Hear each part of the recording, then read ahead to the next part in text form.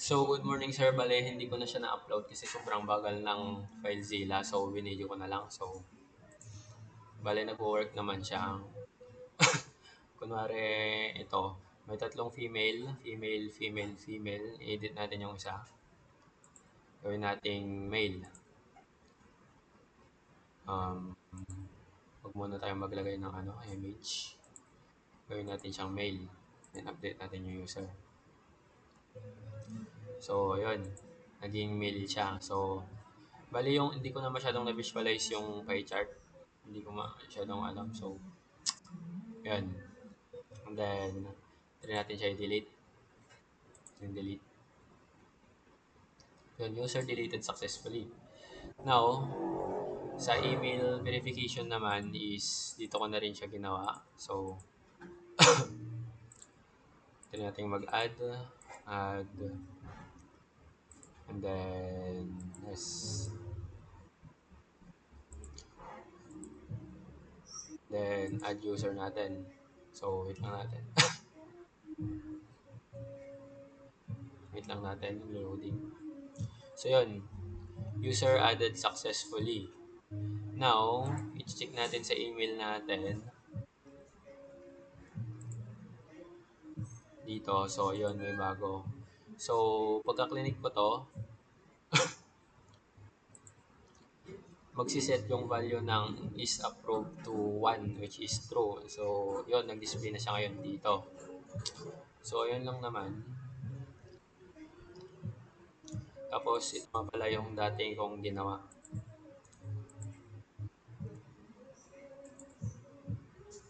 So, parang dinagdag ko na lang siya dito na sa homepage na lang siya. So, then, yung data tables, wala siya dito. Pero, yung tayo na dito, distribution. So, inner distribution. So, yun lang naman. Hindi ko na siya na-upload sa FileZilla. So, ulit na mag-add ulit tayo. Or wait lang, may baguhin lang ako. Um,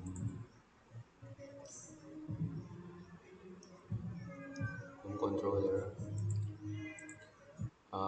Palitan lang natin yung value dito.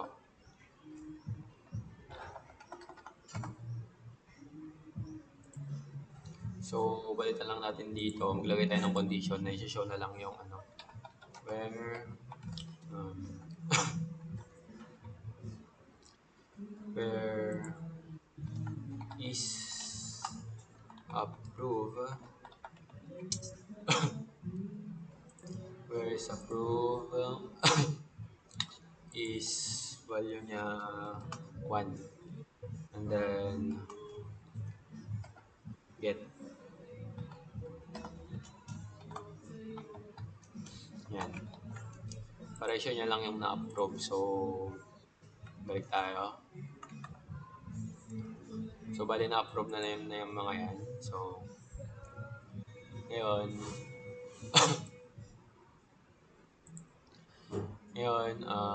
try natin mag-log out. So, alisin na lang muna natin to. So, ito yung admin natin. Login natin to. So, bale, hindi ko pa pala napalitan to. Yung na-upload kong hosting to. Bale, dinagdag ko na lang. So, 143, 143. Okay, so invalid. So, baka iba yung na-login ko. Anong column is approved? Approve. Okay, so mali yung nagawa ko. Yung spelling ko.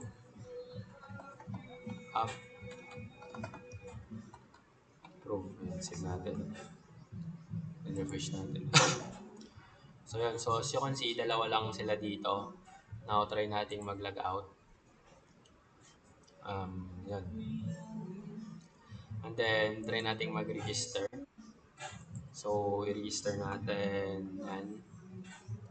Test. Dito naman is RONNIE-GASP98@gmail.com and password 12345 6, 7, 8. And gender, male. Select natin to. Or try natin yung iba.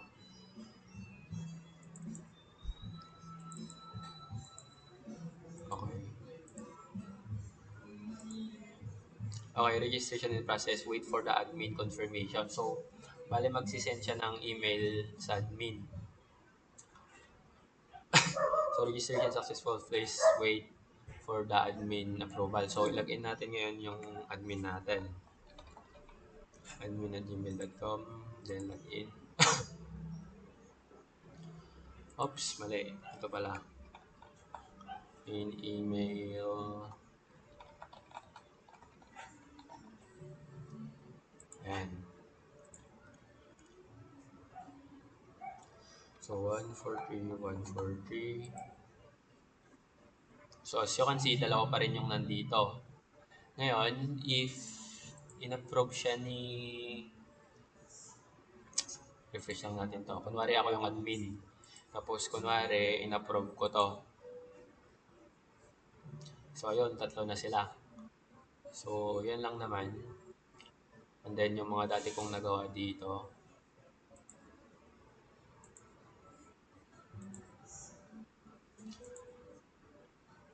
So, ayun.